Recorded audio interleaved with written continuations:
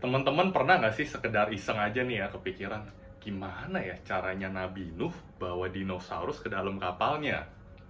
Memang kita kalau dengar cerita Nuh, itu kan agak kayak dongeng gitu ya. Padahal cerita banjir besar itu bukan cuma ada di kitab suci aja. Tapi hampir di semua budaya di seluruh dunia punya mitologi banjirnya masing-masing. Di Hawaii ada tokoh namanya Nu'u, mirip kan sama namanya Nuh. Terus di Aztec, Meksiko kuno ada namanya Coxcox. Di Epic of Gilgamesh, ya Mesopotamia kuno tuh ada cerita banjir. Di China ada juga cerita banjir. Bahkan kalau kalian lihat tulisan Mandarin perahu, ya kalian perhatikan. Di sebelah kiri ini adalah simbol perahu. Di kanan atas angka 8. Di bawahnya mulut yang artinya orang, ya. Jadi dalam satu kapal ada 8 orang. Siapa 8 orang yang disimbolkan oleh leluhur orang Chinese waktu mereka membuat tulisan Mandarin perahu? Kalian perhatiin. Nabi Nuh waktu masuk ke dalam kapal, dia membawa istrinya. Ya, Nabi Nuh punya 3 orang anak, Sem, Ham, dan Yafet. 3 anaknya punya istri masing-masing. Jadi total 8 orang. Kenapa huruf Mandarin perahu bisa ada hubungannya dengan jumlah orang di kapalnya Nabi Nuh? Nah, kalau kalian masih penasaran dengan cerita banjir yang lain, kalian bisa Google. Ada banyak, ada puluhan, ya. Pertanyaan gue berikutnya, apa yang membedakan cerita Nuh di kitab suci dengan mitologi banjir yang lain? Salah satu yang paling penting adalah silsilah. Ya. Nabi Nuh punya silsilah yang jelas dan lengkap. Dari zaman Adam manusia pertama terus sampai ke Nabi Nuh itu ada semua silsilahnya. Bahkan sampai jadi nenek moyang bangsa Israel yang negara dan penduduknya ada sampai hari ini, ya. Jadi cerita Nuh ini adalah sejarah, bukan mitologi. Kalau mitologi ya, tokohnya akan muncul di tengah-tengah cerita biasanya.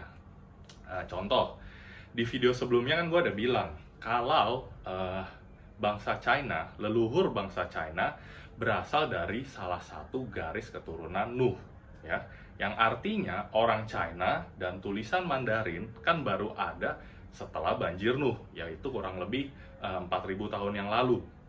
Tapi kalau di mitologi China sendiri, ya mereka menceritakan alam semesta ini bermula dari sebuah telur.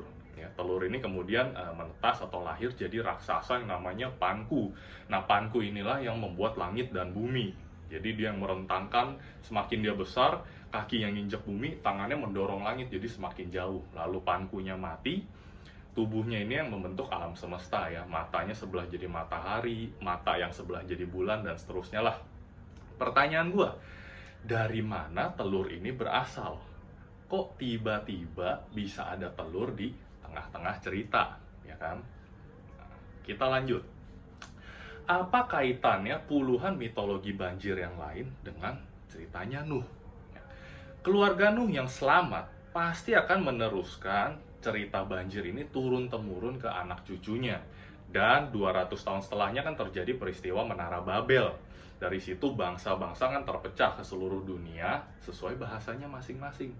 Nah, disitulah mereka juga membawa cerita banjir ini, dan cerita ini terus berkembang di tempat menetap mereka yang baru, ya. Ya, kalian lihat waktu kita tsunami Aceh aja, itu kan beritanya gempar banget ya seluruh dunia.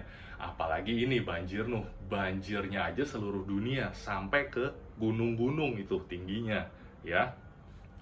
Dan kondisi iklim dan geografis bumi kita sebelum dan sesudah banjir itu sudah tidak sama lagi.